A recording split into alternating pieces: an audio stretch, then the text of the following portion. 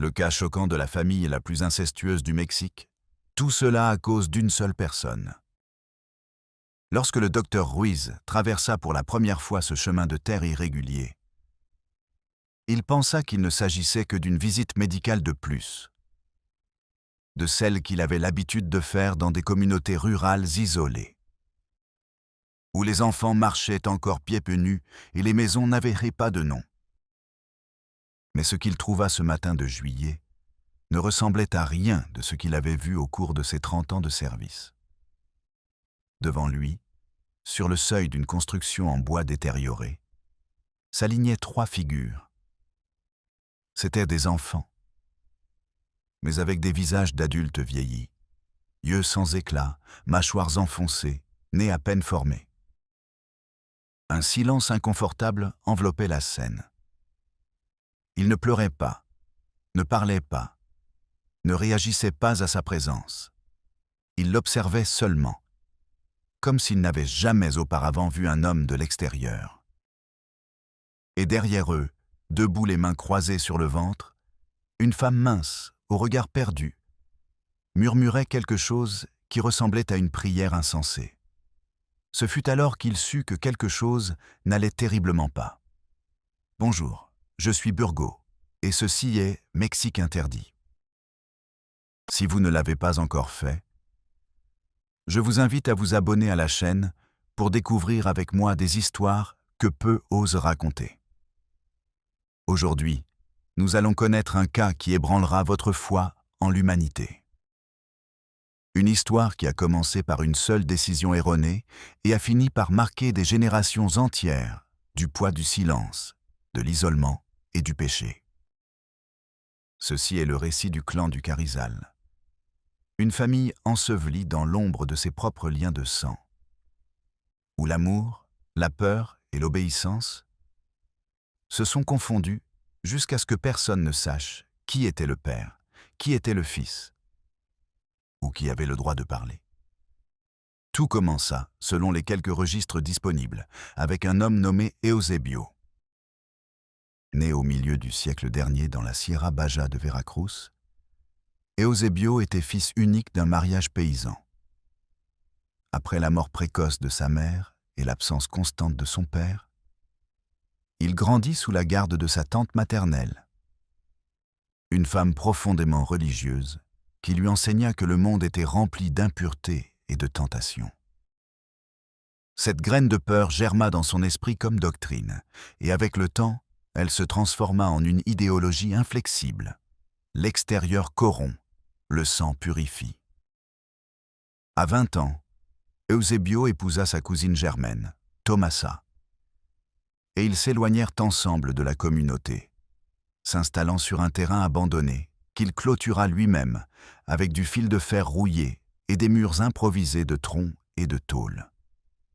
Là, il fonda ce qu'il appela lui-même son village, un terrain sans voisins, sans lumière électrique, sans visite. Pendant plus de 40 ans, aucun étranger ne traversa les limites de cet espace, et ceux qui tentèrent furent reçus avec hostilité ou avec l'excuse de « nous n'avons besoin de rien ici ». Le problème ne fut pas seulement l'isolement. Avec les années, la famille grandit.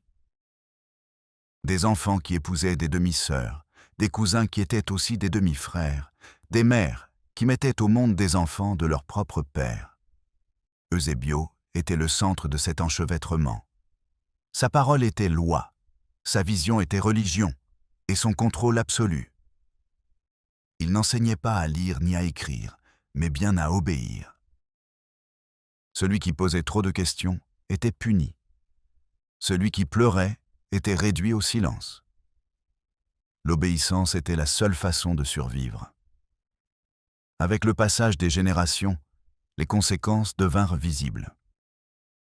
Des enfants qui ne parlaient pas, des adolescents avec des malformations osseuses, des corps fragiles et des visages qui semblaient taillés avec la main tremblante du temps.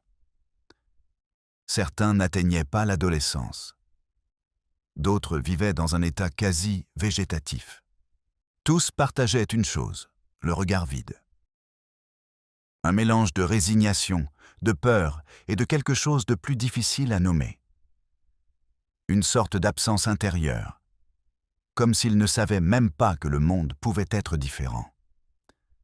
Ce fut une ancienne institutrice à la retraite, Martha, qui, après avoir entendu des rumeurs sur le marché du chef-lieu, décida de s'approcher. Personne ne l'accompagna. Personne ne voulut savoir. Les voisins préféraient ne pas parler de cette famille de la montagne, et quand elle demandait pourquoi, ils ne lui répondaient qu'avec des évasions. Malgré cela, Martha suivit le chemin de terre jusqu'à ce qu'elle voie la clôture improvisée et, au fond, les regards qui s'échappèrent par une fente. Elle apporta du pain, du lait et des cahiers. Elle frappa à la porte pendant presque 1 heure. Quelqu'un l'observait de l'intérieur, mais personne n'ouvrit. Elle revint plusieurs jours de suite, jusqu'à ce que, finalement, une jeune femme la laisse entrer. Ce qu'elle vit la fit pleurer. Non par horreur, mais par impuissance. Une maison sans meubles, sans lit, sans division entre les espaces. Une seule marmite sur des braises noires. 9 personnes, d'âges différents, qui ne semblaient pas distinguer entre le jour et la nuit. Les plus jeunes se cachaient. Les plus âgés ne parlaient pas. Et parmi eux tous, un homme déjà âgé, assis sur une chaise en bois, le regard perdu, qui ne sembla même pas remarquer sa présence. Martha revint plusieurs fois. À chaque visite, elle essayait de s'approcher des enfants, de leur apprendre à écrire leur nom, de leur parler de ce qu'il y avait dehors. Mais la barrière était plus grande qu'elle ne l'imaginait. Ce n'était pas seulement la peur, c'était l'habitude, l'enfermement. La programmation qui leur disait que tout ce qui venait de l'extérieur était dangereux. On leur avait appris que seulement à l'intérieur, ils étaient en sécurité. Que le monde était une punition, et leur enfermement, une protection. Un jour, l'une des petites filles lui montra un dessin. Une figure féminine avec une croix dans la main, entourée d'enfants en visage.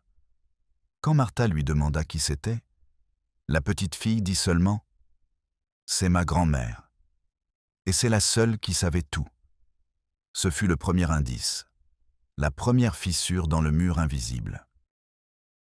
Parce que dans ce clan où tous avaient Eusébio, il y avait une femme qui, en silence, avait été témoin de tout, qui avait permis tout, et qui peut-être avait été la véritable racine de la souffrance de tous. Martha tenta de dénoncer. Elle alla au DIF, à la mairie, parla avec une travailleuse sociale, mais personne ne voulut s'impliquer. Il n'y avait pas de preuves, disait-il. C'était une famille fermée, autonome. Et en plus, que pouvons-nous faire si personne ne se plaint? Ainsi commença l'étape la plus sombre de l'affaire, l'indifférence. L'histoire du clan du roseau ne se construisit pas en un jour, ni ne se décida en un. Pendant des décennies, la famille vécut en marge de la civilisation, sous un système de pouvoir aussi subtil que terrifiant, où les règles se transmettaient par des regards, et les ordres ne se criaient pas, ils s'insinuaient. Martha, l'ancienne institutrice, fut peut-être la seule présence externe qui réussit à rompre momentanément ce cercle. Mais même elle n'était pas préparée à ce qu'elle allait découvrir. Après sa première visite, elle revint avec un petit enregistreur et commença à enregistrer ce qu'elle voyait. Non pas pour dénoncer, mais parce qu'elle sentait qu'elle était face à quelque chose qui ne pouvait pas s'expliquer avec des mots. Elle apportait du pain sucré, des médicaments de base, et surtout, un sourire chaleureux qui faisait que les enfants s'approchaient, timides, mais curieux. L'un d'eux, un enfant d'environ 8 ans nommé Matteo, devint son premier lien réel. Bien qu'il ne parlât pas, il dessinait constamment. Sur de vieilles feuilles, il traçait des figures tordues, des maisons impuertes, des arbres et des feuilles. il y avait toujours une figure centrale, avec une énorme silhouette masculine et d'autres plus petites autour d'elle.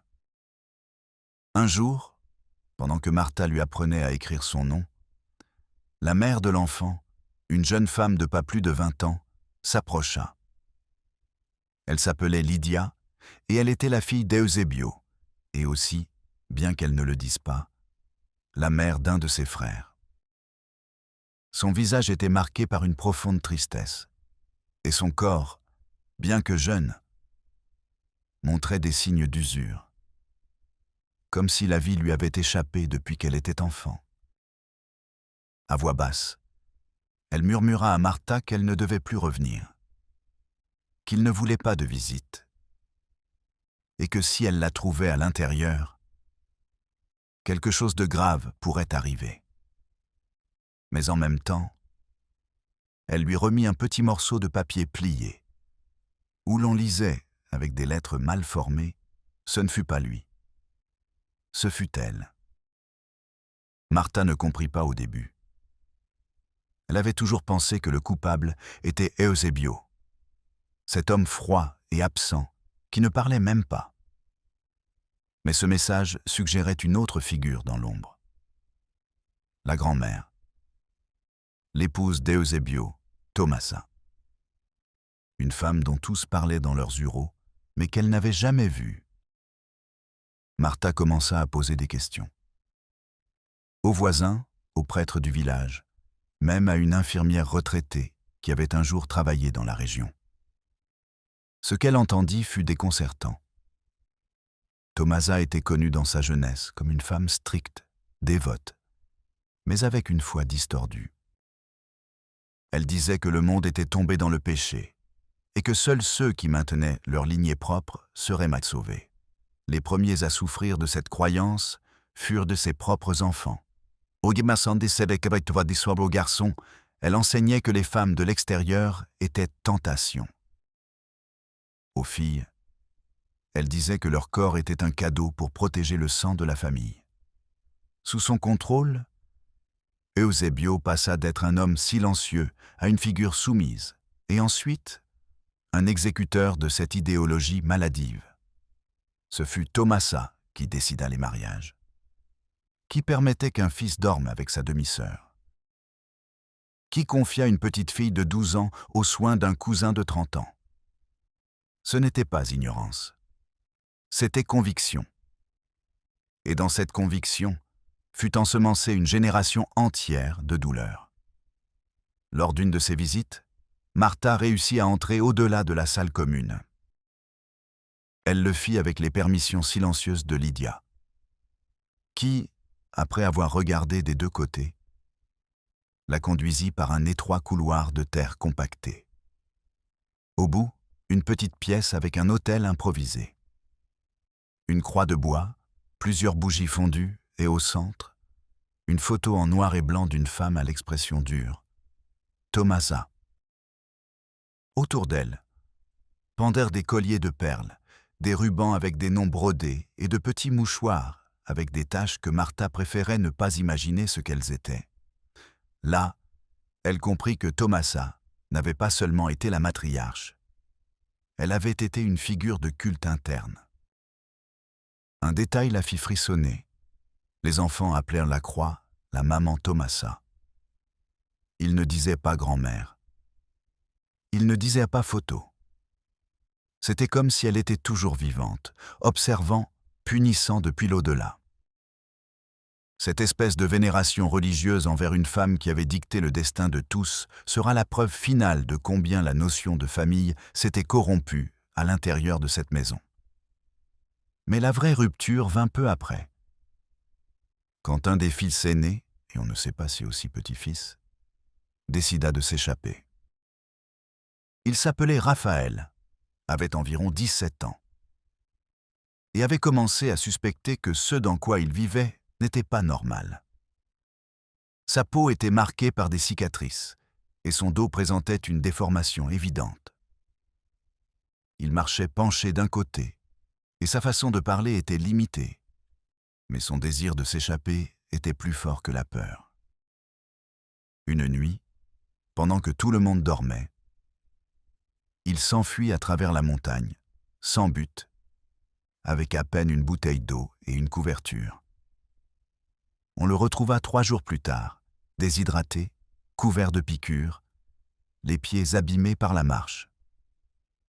Le couple de paysans le vit au bord d'un ruisseau et l'emmena à l'hôpital le plus proche.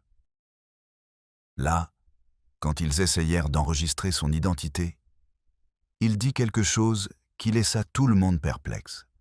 « Mon père est aussi mon frère, et ma mère, la fille de ma grand-mère, et son fils. » Personne ne comprit immédiatement. Ils pensèrent qu'il délirait. Mais en lui faisant passer un examen génétique d'urgence, ils confirmèrent l'impensable. Raphaël avait une consanguinité proche de 50%, typique des relations incestueuses multiples. Son arbre généalogique était un cercle fermé, où les noms se répétaient, les âges se confondaient et les rôles se mélangeaient. L'hôpital informa les autorités. Pour la première fois en plus de 4 décennies, le nom de la famille apparut dans un registre officiel.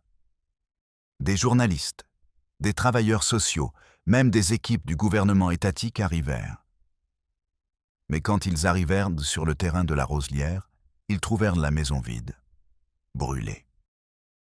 Quelqu'un, peut-être le Sébio ou quelqu'un d'autre de l'intérieur, l'avait détruite avant de partir. Il n'y avait pas de corps. Il n'y avait aucune trace des autres membres.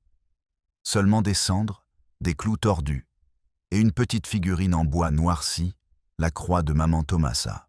Raphaël fut emmené dans un refuge sous protection.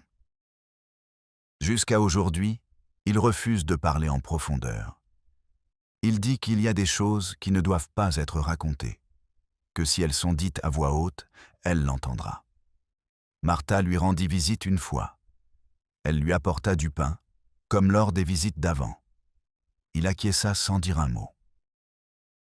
Elle lui prit la main, et les yeux pleins de larmes, elle lui murmura « Je ne suis pas le seul.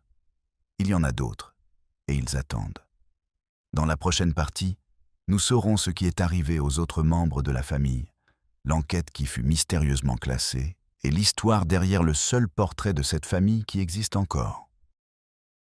Qui a pris cette photo? Et pourquoi a-t-elle disparu ensuite? Pendant des semaines, les journaux locaux tentèrent de couvrir l'affaire. Les reporters parlaient à voix basse, avec des phrases prudentes, sans mentionner directement le mot « inceste ». Ils disaient « consanguinité extrême, un cas d'isolement familial, structures atypiques de parenté ». Mais dans les couloirs, dans les murmures, dans les cafés à l'aube où se réunissaient les journalistes indépendants, tout le monde savait que c'était bien plus que cela. Ils étaient face à ce qui semblait être la famille la plus incestueuse du pays. Et le pire, il n'y avait plus de maison, ni de preuves physiques, ni de membres localisables. Il ne restait que Raphaël, avec ses souvenirs confus, ses phrases coupées, et une promesse non dite que l'horreur commençait à peine à être comprise.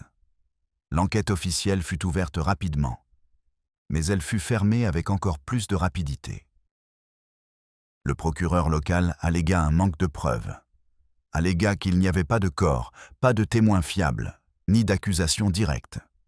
Tout fut classé dans un dossier gris marqué « Affaire classée par manque d'éléments suffisants ».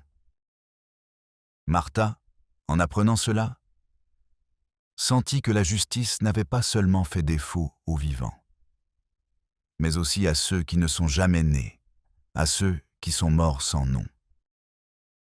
Selon ses propres mots, écrits dans une lettre ouverte qu'elle tenta de publier dans les médias, « Le silence est une seconde mort ». Ce fut alors qu'apparut une pièce qui changerait le récit. Une photographie, non n'importe laquelle, mais un portrait de famille, ancien, flou, d'une qualité presque accidentelle. L'image montrait 8 personnes debout, alignées comme dans n'importe quel portrait de famille rurale. Mais il y avait quelque chose d'inquiétant. Les proportions étaient étranges. certains visages trop similaires entre eux. Une jeune femme étreignant 2 enfants qui se ressemblaient plus entre eux qu'à elle. Un homme à l'arrière-plan, au regard dur, tenant sur ses genoux une fillette qui lui ressemblait étrangement. Les vêtements sales, l'arrière-plan désordonné, la sensation de malaise latente. La photo parvint aux mains d'un journaliste indépendant nommé César Beltran, qui depuis des années enquêtait sur des cas de communautés fermées dans les zones rurales du pays. Il l'a reçue de manière anonyme, imprimée sur du papier usé, sans expéditeur. Au verso, écrit au crayon, une phrase. « Ainsi nous vivions, mais nous ne savions pas que c'était mal. » Beltran, ému par ce qu'il voyait, contacta Martha. Ensemble, ils entamèrent une recherche pour découvrir qui avait pris cette image et pourquoi. Après des mois de traque, ils trouvèrent une piste. Un jeune volontaire d'une organisation religieuse avait visité la zone il y a 5 ans. Lorsqu'il distribuait de la nourriture après une tempête qui avait dévasté plusieurs villages dans la Sierra. Ce jeune homme, nommé Thomas Alala, se souvenait avoir pris une photo d'une famille qui refusa de parler, mais qui accepta des pains et bougies. Il ne prit qu'une seule image, rapidement, sans demander la permission. Il dit qu'il eut peur, que ce n'était pas le type de pauvreté commune, mais quelque chose de plus profond, de plus brisé. La photo de cette image, oubliée dans une boîte, fut celle que quelqu'un d'autre récupéra et envoya. Avec la photo comme seul témoignage physique de cette famille, Beltran publia un reportage spécial, intitulé « Les enfants de l'enfermement ». Il n'utilisa pas de nom, ne donna pas de coordonnées exactes, mais raconta en détail ce que Raphaël avait raconté, ce que Martha avait vu, et ce que cette image semblait crier depuis son silence. L'article ne devint pas viral, mais il parvint à des mains importantes. Un médecin généticien du nord du pays, Alerlo, proposa d'analyser l'ADN de Raphaël plus en profondeur. Ce qu'il découvrit fut terrifiant. Non seulement il y avait des preuves de consanguinité directe entre parents et enfants, mais une série de répétitions génétiques qui ne pouvaient s'expliquer que par des générations multiples de relations incestueuses. Raphaël, pendant ce temps, vivait dans un centre spécial sous identité réservée. Il avait commencé à parler davantage, mais il le faisait par fragments. Il affirmait que certains de ses frères étaient encore en vie, cachés dans l'autre ranch, une sorte de terrain proche où il se réfugiait lorsque des visites inattendues arrivaient. Selon lui, Eusebio avait préparé cet endroit depuis des années, comme un sanctuaire de sang, où n'entraient que ceux qui savaient obéir sans poser de questions. Là, disait-il, il n'y avait ni lumière, ni lit, ni nom. Seulement le silence. Le Trani et Martha demandèrent la permission d'enquêter sur cette zone, mais les autorités locales refusèrent la demande. Ils dirent que c'était une propriété privée et qu'il n'y avait pas de plainte formelle. Certains habitants commencèrent même à se montrer hostiles. Ils disaient qu'ils ravivaient une histoire qui devait être laissée en paix, que cette famille avait déjà assez souffert. Mais d'autres, à voix basse, admettaient qu'il y avait eu du mouvement dans la zone. La nuit, on entendait des chants, que parfois on voyait des lumières, que les chiens aboyaient, comme si quelque chose ou quelqu'un marchait parmi les arbres. Pendant ce temps, Martha continuait à recevoir des dessins par la poste. Personne ne savait qui les envoyait. Il n'y avait pas d'expéditeur, mais le style était le même que celui de Matteo, l'enfant qu'elle avait connu lors de sa première visite. C'étaient des figures de forme, des mains longues, des yeux vides, et toujours, au fond, une silhouette féminine entourée de feux ou de croix. Sur un des dessins, on lisait « Elle n'est pas morte ». Martha commença à rêver de Tomasa. Elle ne la connaissait pas, mais son visage, gravé sur la photographie de l'autel, revenait encore et encore, lui répétant des choses qu'elle ne comprenait pas. Une certaine nuit, elle reçut un appel. C'était Raphaël. Il n'utilisa pas son nom, mais elle reconnut sa voix.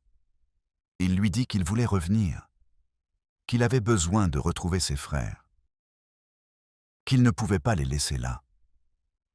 Martha le supplia de ne pas le faire, qu'il était maintenant en sécurité.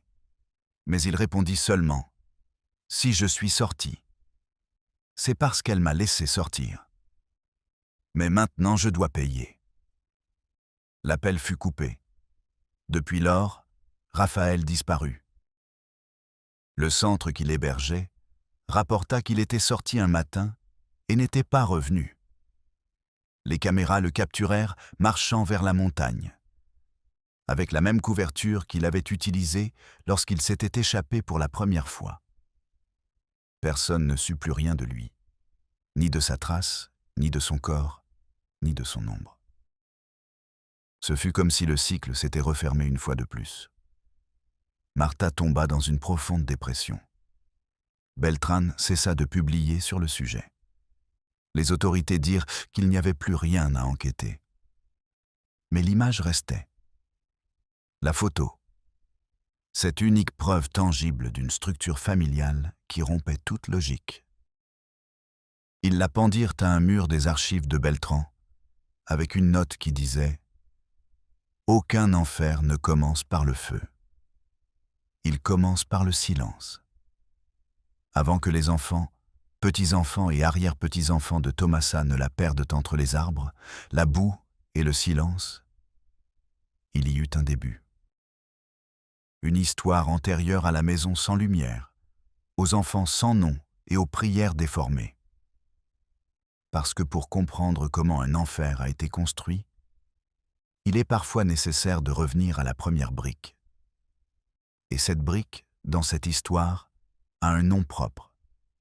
Tomasa de la Cruz Ortega. Né en 1946 dans un petit village près de Zongolica, Veracruz, Tomasa a grandi au sein d'une famille profondément conservatrice. Sa mère mourut en donnant naissance à son 6e enfant.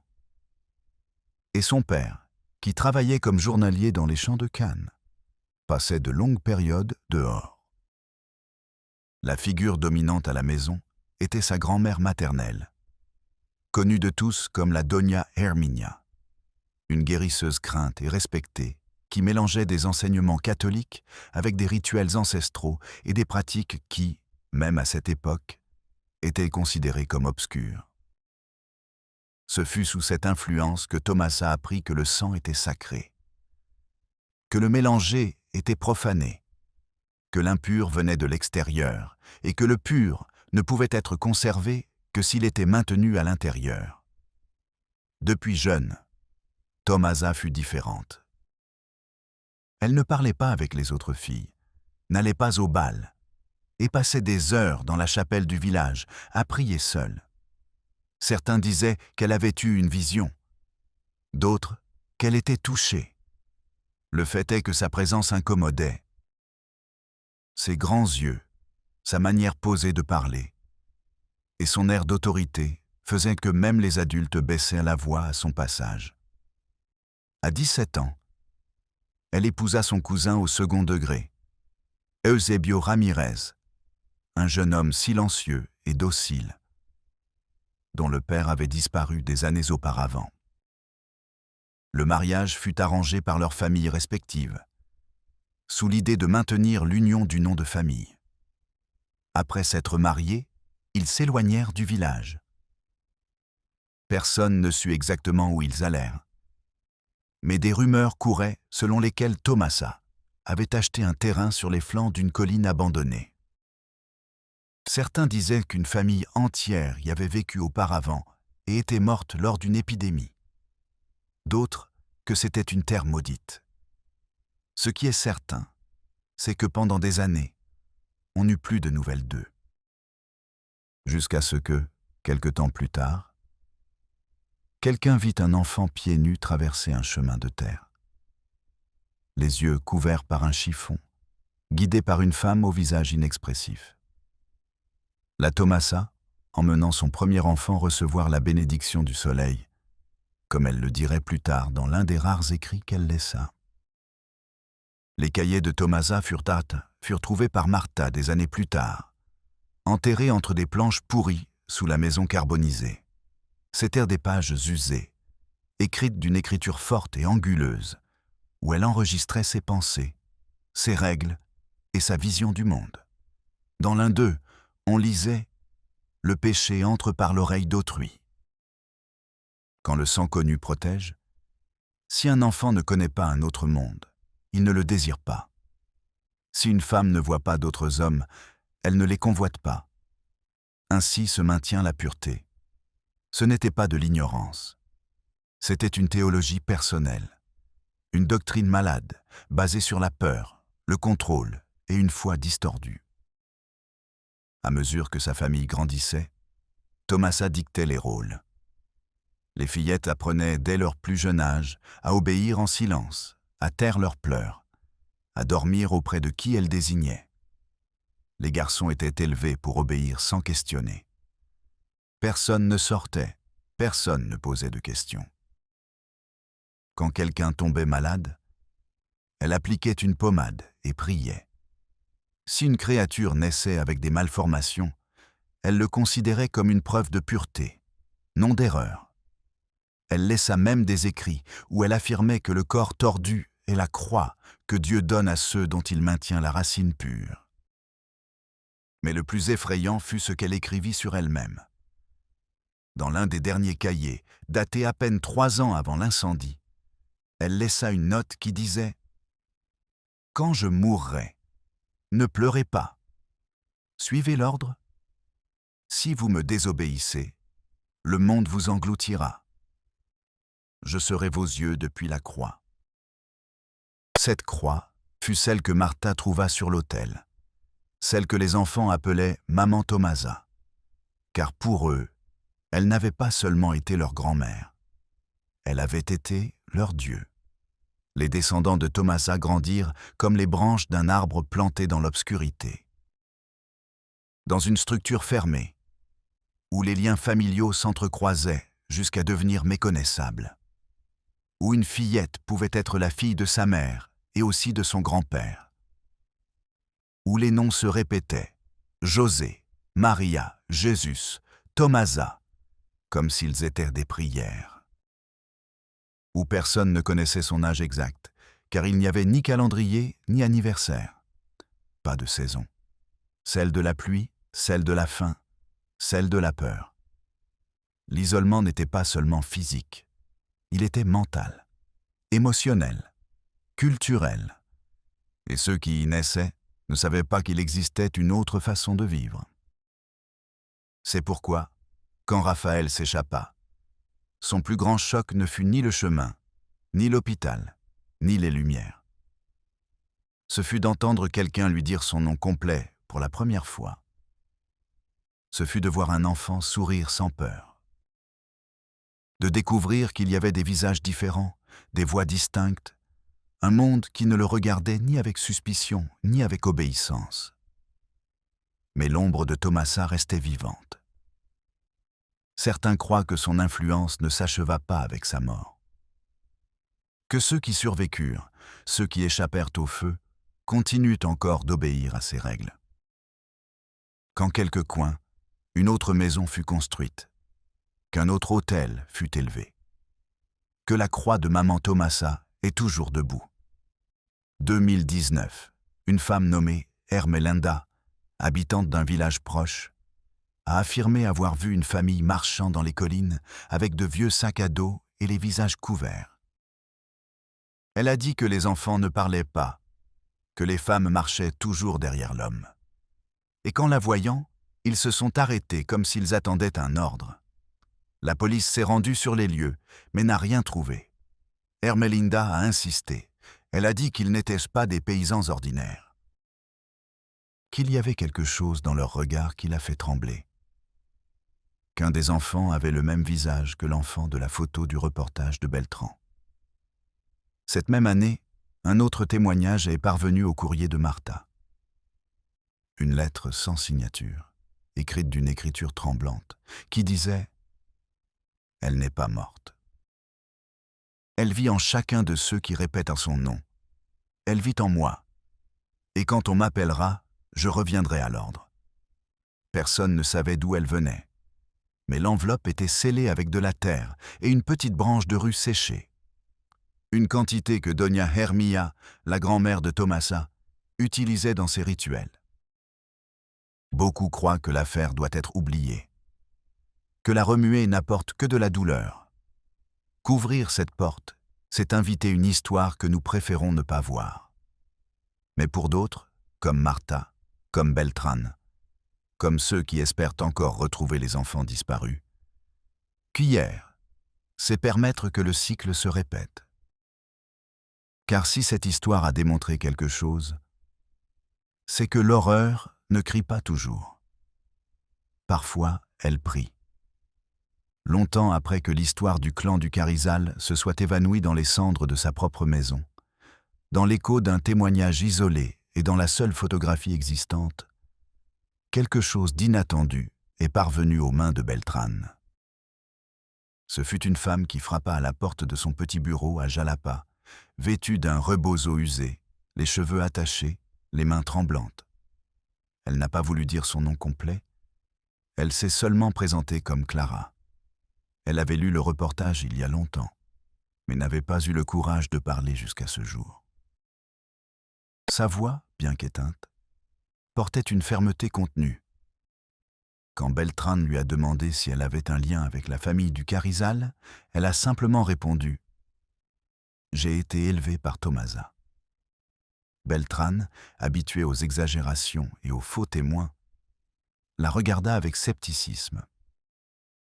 Mais quelque chose dans la façon dont elle évitait son regard, dans les silences prolongés, dans la manière de tenir le bord de sa jupe avec les doigts crispés, lui dit qu'elle n'était pas une femme de plus. Clara ne faisait pas directement partie du clan incestueux. Mais ces mots révélèrent une vérité plus large. Que la graine que Tomasa avait plantée n'avait pas germé sur un seul terrain. Selon elle, pendant plusieurs années, Tomasa a pris des fillettes orphelines des villages voisins. Elle les appelait les protégées et disait qu'avec elles, la volonté divine s'accomplissait. Elle leur apprenait à nettoyer, à prier, à servir. Mais elle leur apprenait aussi à se taire. Clara avait 11 ans quand elle fut emmenée au ranch. Sa mère était morte en accouchant de son dernier frère et son père, incapable de l'élever, la confia à une femme qui dit pouvoir lui donner une éducation. Tomasa la reçut avec un sourire sec et un cahier vierge. « Ici, tu apprendras tout ce dont tu as besoin pour être une vraie femme, » lui dit-elle. Car ce que Clara apprit dans cet endroit n'avait rien à voir avec les lettres ni les chiffres. Elle apprit à craindre l'obscurité, à obéir sans comprendre, à accepter des caresses qui faisaient mal, mais que personne ne remettait en question.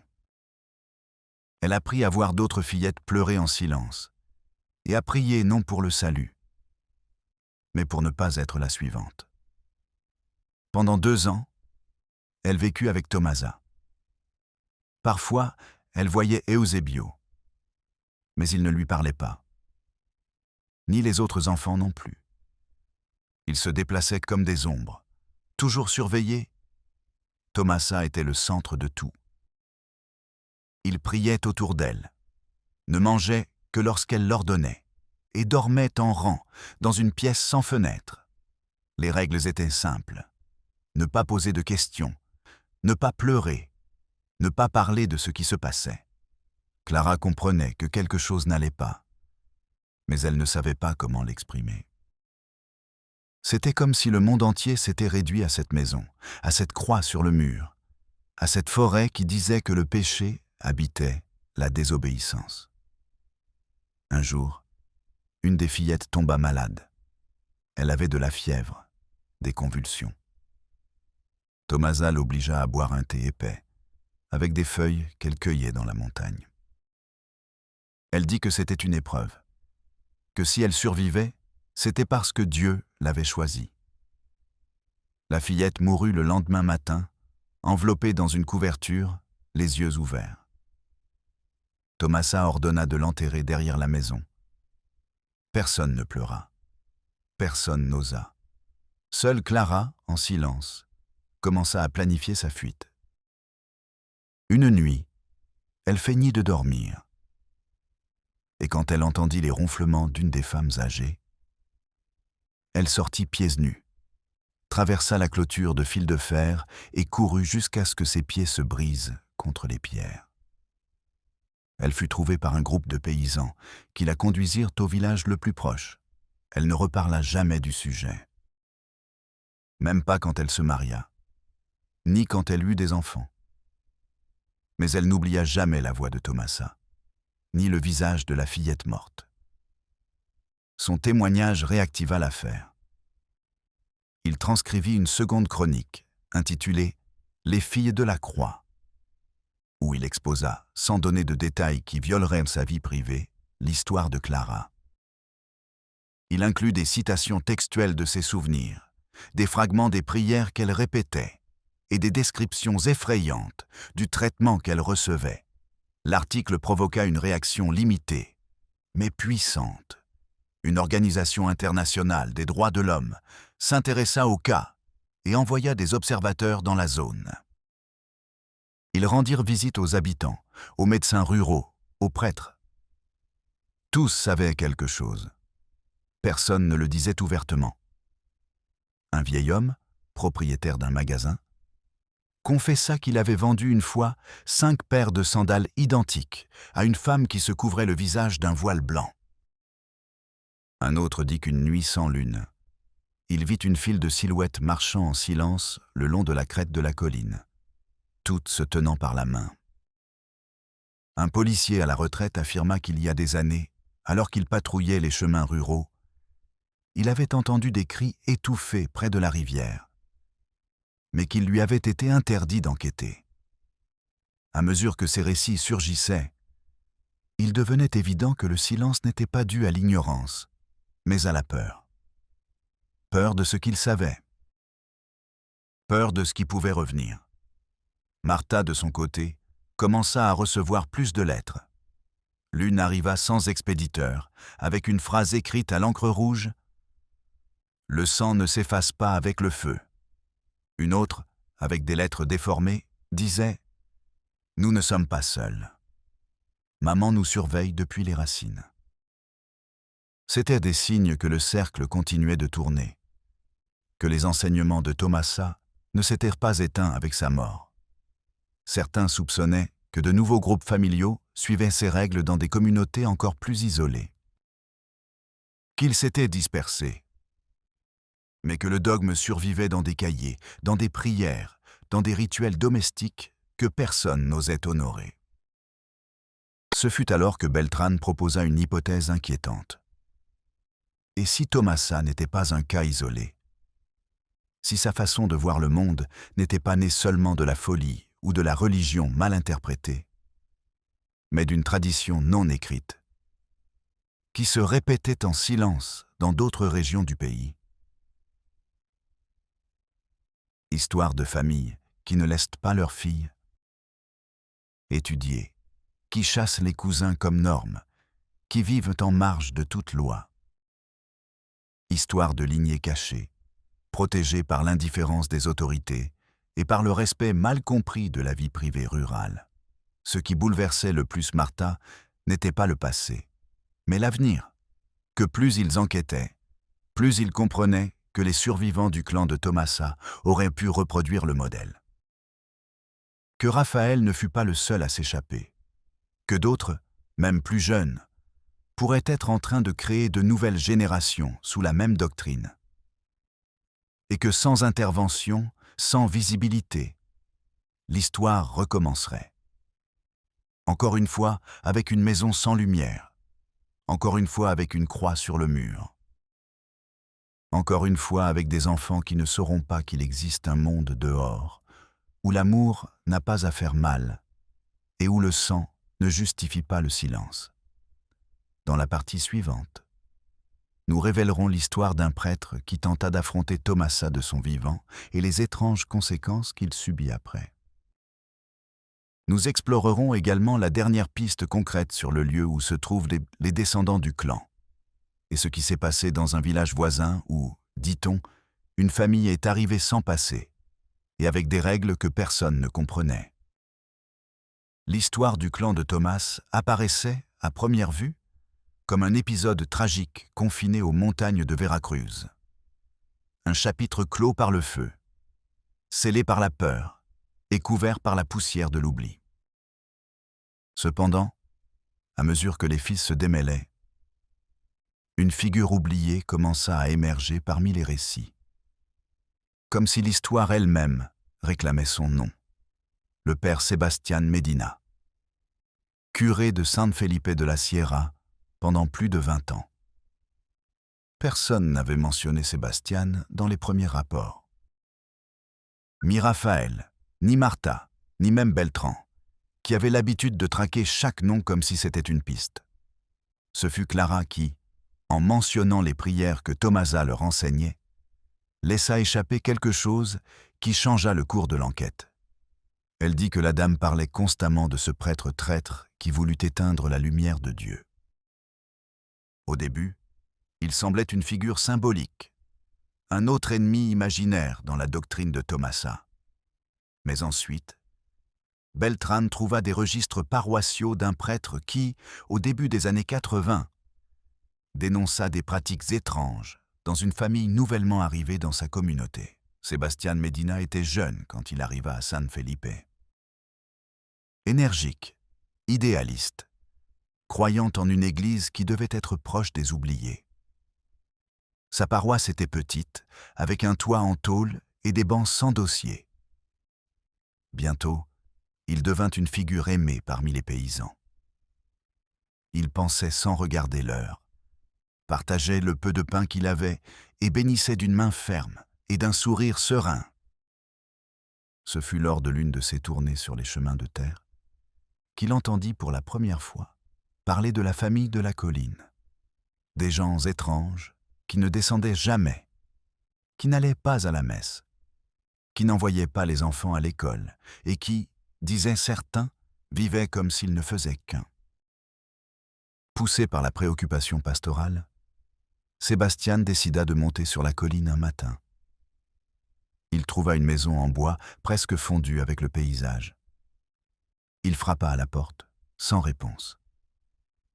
Il pria à voix haute, laissa une image de la Vierge et partit. Quelques jours plus tard, il trouva cette même image brisée sur les marches de son église. C'était un signe, un avertissement. Mais il revint. Cette fois, il fut reçu par Tomasa. Selon ses notes personnelles, retrouvées par Beltran des années plus tard dans une archive paroissiale oubliée, Sebastián décrivit Tomasa comme une femme au regard acéré, de celle qui ne demande pas permission ni n'offre d'explication. Elle parlait avec fermeté, citant des passages de la Bible, mais avec des interprétations déformées. Elle dit que sa famille avait déjà sa propre foi et qu'ils n'avaient pas besoin de plus de salut que celui qu'elle leur enseignait. Quand il lui demanda à propos des enfants, Tomasa sourit et répondit « Ceux qui sont purs n'ont pas besoin du baptême du monde ». Cette phrase resta gravée en Sebastián. Il tenta de dénoncer, mais se heurta à des portes fermées. Le commissaire Higidal lui dit que cette famille ne dérangeait personne, qu'il ne valait pas la peine de faire du bruit. L'évêque lui suggéra de la prudence, qu'il ne s'immisce pas dans ce qu'il ne comprenait pas. Ce fut alors que commencèrent les incidents. Quelqu'un écrivit au charbon sur les murs de l'église « Tes yeux sont aveugles ». Un matin, il trouva une poule morte pendue à la porte de la sacristie. Un enfant qui aidait à l'église disparut pendant 3 jours. Quand il revint, il ne dit pas un mot. Il pleurait seulement. Sebastián s'effondra. Il cessa de prêcher avec la même force. Sa santé se détériora. Finalement, il demanda son transfert. On dit qu'il partit sans dire adieu, qu'il laissa seulement une lettre sur l'autel où il demandait pardon de n'avoir pas fait plus. Personne n'entendit plus parler de lui. Son remplaçant ne mentionna jamais l'affaire. Mais les conséquences de sa tentative restèrent dans la mémoire du village. Certains disent que depuis lors, les messes devinrent plus froides, que les cloches sonnaient avec écho-écho, comme si quelque chose d'invisible s'était installé dans la communauté. Et chaque fois que quelqu'un demandait à propos de la famille de la colline, le silence retombait comme un lourd voile. Des décennies plus tard, une nouvelle rumeur parvint aux oreilles de Beltran. Dans un petit village à 100 km de Carizal, une famille entière était arrivée sans documents, sans histoire, sans accent clair. Ils disaient s'appeler Soria, mais personne ne se souvenait les avoir vus avant. Ils vivaient dans une maison au bord du mont, toujours fermée, sans fenêtre visible. Ils avaient 5 enfants, tous d'âge proche, tous avec des visages similaires, tous avec la même façon de regarder, sans ciller, comme si quelque chose à l'intérieur d'eux s'était brisé et n'avait jamais été réparé. Une maîtresse locale, intriguée par le comportement des enfants, ils ne parlaient pas, ne souriaient pas, ne réagissaient pas aux stimuli normaux, tenta de parler avec les parents. La femme, nommée Margarita, fut cassante, évasive. Elle dit qu'ils ne faisaient pas confiance aux écoles, qu'elles enseignaient le péché, le désordre, les idées modernes. Quand la maîtresse insista, ils répondirent « Nos enfants ont déjà leur croix. Ils n'en ont pas besoin d'une autre. » Le langage déclencha les alarmes de Beltran. Il était presque identique à celui utilisé par Tomasa dans ses cahiers. Il contacta la maîtresse, qui lui envoya des dessins faits par un des enfants. Des figures tordues, des cercles concentriques, une femme au centre avec une couronne d'épines et des enfants à ses pieds. Dans la partie inférieure, une phrase en lettres inversées, « Elle vit en nous ». Avec cet indice, Beltran voyagea au village, feignant d'être journaliste touristique. Pour s'approcher de la maison et prendre une photo de loin. Sur celle-ci, on distinguait un homme de dos, grand, mince, avec des cheveux longs et de vieux vêtements. Devant lui, une fille assise sur une pierre, avec une poupée de chiffon. En observant le visage de la fille, il sentit un frisson. Elle était identique à l'une des filles qui apparaissait sur la photo originale du clan. Ce ne pouvait pas être la même, mais cela pouvait être sa fille, sa nièce ou sa petite-fille. Il tenta d'obtenir plus de preuves, mais fut intercepté par 2 hommes qui lui exigèrent peur de partir. Ils dirent qu'il n'était pas le bienvenu, qu'il n'y avait rien à voir. Cette nuit-là, dans son hôtel, il trouva une note sous la porte. Ne continuez pas à chercher. La lignée s'est déjà refermée. Beltran retourna à Jalapa avec plus de questions que de réponses. Martha, en voyant la photo, fondit en larmes. Elle dit que cette fille avait les mêmes yeux que Matteo, l'enfant qui lui avait appris à dessiner. Tous 2 savaient qu'ils avaient trouvé un nouveau nœud du même arbre. Que la doctrine de Tomasa, malgré les années et le feu, restait vivante, se nourrissant du silence, croissant dans l'obscurité. Le cycle semblait se refermer. Et pourtant, au fond, personne ne pouvait affirmer avec certitude où il se terminait. L'histoire de Tomasa, de sa famille, de ses descendants, n'était pas une ligne droite ni un fichier qui pouvait être classé et archivé. C'était une blessure ouverte, vivante, qui traversait des générations, des villages entiers, des silences partagés. Et quand tout semblait s'être perdu dans la brume de l'inexplicable, une dernière voix apparut. Pas une dénonciation, pas une photographie, mais un témoignage qui arriva sous forme de lettres écrites à la main, avec de l'encre bleue et des lignes soignées. Signé simplement N. Beltran, l'a reçu un matin, entre des factures à payer et des magazines oubliés. Au début, il pensa que c'était une de plus parmi les nombreuses histoires fictives qui circulaient après chaque publication. Mais en commençant à lire, il sut que cela n'était pas de la fiction. La lettre n'était ni grandiloquente, ni ne cherchait le protagonisme. C'était une confession. Une histoire racontée depuis le bord du lit, avec la voix implorante de celle qui n'a jamais appris à crier. Anne racontait qu'elle avait été élevée dans une famille où le silence était loi et le monde extérieur un péché. Elle disait que sa mère l'avait eue sans savoir qui était son père, parce que sa mère aussi était née ainsi. Dans sa maison, il n'y avait pas de miroir, pas de nom complet, pas d'histoire. Seulement des ordres, des répétitions, des repas sans mots, des punitions sans explication. Elle apprit à prier avant de parler. Et on lui dit que Dieu vivait dans le portrait d'une femme au regard sévère, qui n'était pas dans l'église, mais sur le mur de sa chambre. Cette femme, disait la lettre, s'appelait Thomasa. Elle ne la connut jamais, mais l'appelait Nabuela. C'était une présence constante, une figure qui apparaissait dans les histoires qu'ils racontèrent la nuit, dans les prières avant de dormir, dans les règles qui n'étaient jamais expliquées, seulement répétées. La grand-mère nous protège depuis la montagne, lui disait-il. La grand-mère sait quand on pêche. La grand-mère punit avec le sang. Elle grandit avec la peur d'une femme morte. Une femme qui, selon sa famille, avait tout sacrifié pour qu'ils ne soient pas contaminés par le monde, qui leur avait laissé un héritage, une structure. Mais un jour, quelque chose changea. Anne découvrit, par accident, un cahier caché derrière une planche lâche dans le mur. Ce n'était pas un livre de prière, c'était un journal intime ou quelque chose de similaire. Écrit par une fille qui parlait de la même maison, des mêmes noms, mais avec une autre voix. Une voix brisée, désespérée.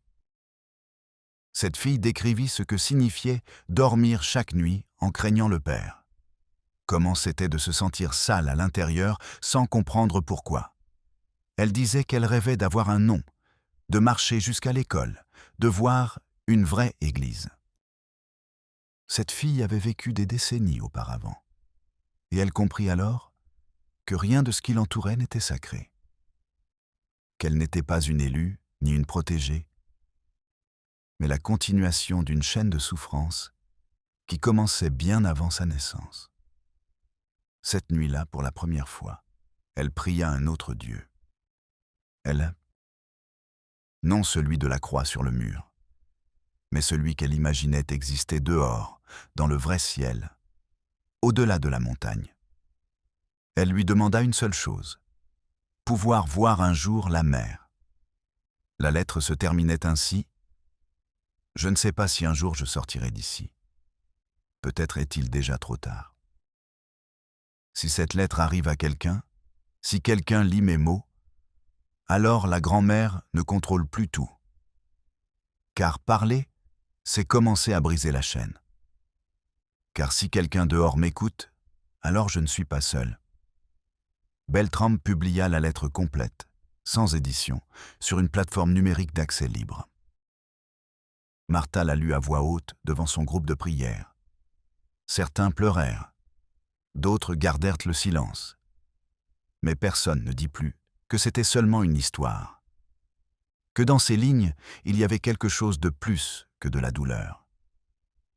Il y avait une graine, une fissure dans le mur. Aujourd'hui, le terrain où se trouvait autrefois la maison du clan du roseau est couvert de mauvaises herbes. La croix en bois fut retirée et les chemins qui y menaient, effacés par le temps. Mais il y a encore ceux qui marchent sur ces terres en cherchant des réponses. Des volontaires, des journalistes, des médecins, des femmes qui savent que tous les péchés ne laissent pas de marques visibles. Qu'il y a des douleurs qui ne se comprennent que lorsqu'on écoute vraiment. Martha est toujours vivante. Elle passe ses jours à écrire des lettres pour des enfants qui n'ont pas de famille. Elle dit que c'est sa façon de guérir ce qu'elle n'a pas pu sauver. Beltramp continue d'enquêter. Il reçoit des menaces, des moqueries, des silences. Mais il reçoit aussi des lettres comme celle de Envoy qui commencent à parler, à raconter, à ouvrir les fenêtres de maisons où il n'y avait que l'obscurité. Et toi qui regardes cette vidéo, qui es arrivé jusqu'ici, tu as maintenant aussi une responsabilité. Car il ne suffit pas de s'indigner. Il est nécessaire de se souvenir. Il est nécessaire de parler. Partager ces histoires n'est pas seulement un acte d'empathie, c'est un acte de justice. Pour que la douleur ne se répète pas. Pour qu'aucun enfant ne redevienne sans nom, sans liberté, sans futur. Si cette histoire t'a touché d'une manière ou d'une autre, je t'invite à t'abonner à Mexico Prohibido. Et nous donnons voix à ce que d'autres préfèrent taire. Laisse-nous ton opinion dans les commentaires. Et si tu le souhaites, laisse aussi une prière.